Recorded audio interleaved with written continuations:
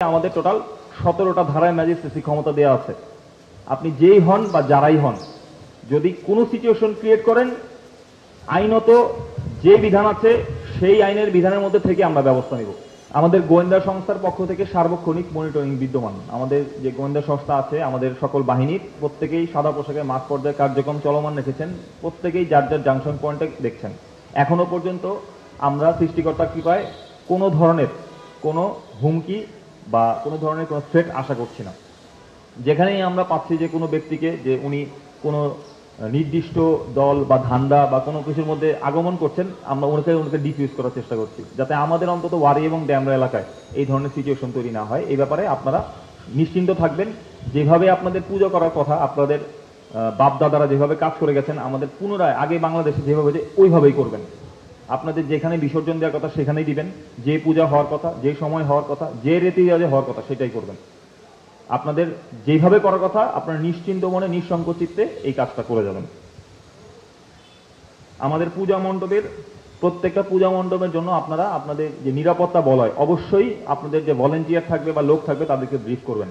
পূজা মণ্ডপে অনেক মহিলারা আসবেন, নারীরা আসবেন, বাচ্চারা আসবেন, শিশুরা আসবেন। ওখানে যাতে আপনাদের মধ্যে থেকেও কোনো ব্যক্তি বা কেউ এমন কোনো সুযোগ না দেয় যে নিজস্ব বিশৃঙ্খলার সৃষ্টি হয়, এমন কোনো মন্তব্য করে বসলো বা এমন কোনো একটা আচরণ করে বসলো যেটা অন্যের জন্য মানহানিকর, এরকম যাতে সৃষ্টি না হয়, এগুলোর ব্যাপারেও সদা দৃষ্টি রাখতে হবে।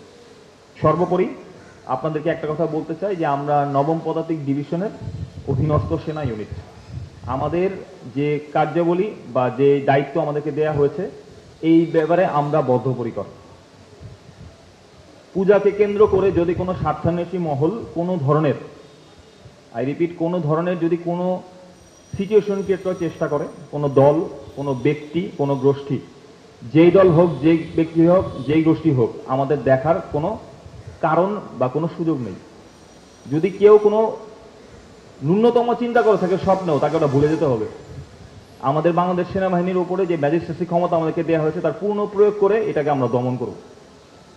বা কেউ যদি চিন্তা করে থাকে যে আমি এখানে একটা সিচুয়েশন ক্রিয়েট করে মব ভায়োলেন্সের মাধ্যমে কিংবা একটা ব্যক্তি বা একটা দল বা গোষ্ঠীকে নিয়ে কোনো ধরনের কার্যাবলী সম্পাদন করব, আমি আবার আপনাদেরকে বলছি, শুধু আমাদের পৌঁছাতে যতক্ষণ, আমরা কোনোভাবেই চাই না যে এমন কোনো সিচুয়েশন তৈরি হোক যেখানে দাঙ্গা হাঙ্গামা কোনো ধরনের সিচুয়েশন ক্রিয়েট করে এই পূজাটাকে নষ্ট করা হোক। আমাদের নবম পদাতিক ডিভিশনের যে আদেশ ইজ ভেরি ক্লিয়ার। আমাদের জন্য, সেনাবাহিনীর জন্য কোনো জাতি, ধর্ম, গোত্র, জাত, কোনো দল, এগুলা আমাদের কাছে কোনো বিষয় না। এগুলো আমরা কগনিজেন্সিতে নিতেও চাই না, নিবো না। আপনি যদি সিআরপিসির রুল ভাঙেন, আমাদের স্পষ্ট 1898-এর 12-1 এবং 17 ধারা অনুপাতে আমাদের টোটাল 17টা ধারায় ম্যাজিস্ট্রেসি ক্ষমতা দেওয়া আছে। আপনি যেই হন বা যারাই হন, যদি কোনো সিচুয়েশন ক্রিয়েট করেন, আইনত যে বিধান আছে সেই আইনের বিধানের মধ্যে থেকে আমরা ব্যবস্থা নিব। এজন্য সবাইকে অনুরোধ করব যে আপনারা যা করবেন নিয়ম শৃঙ্খলার মধ্যে শান্তিপূর্ণভাবে করবেন। এই পূজাকে নষ্ট হয় বা পূজাকে নষ্ট করে দেয় এই ধরনের সিচুয়েশনের মধ্যে আমরা কোনোভাবে এটা অ্যালাউ করবো না। এটা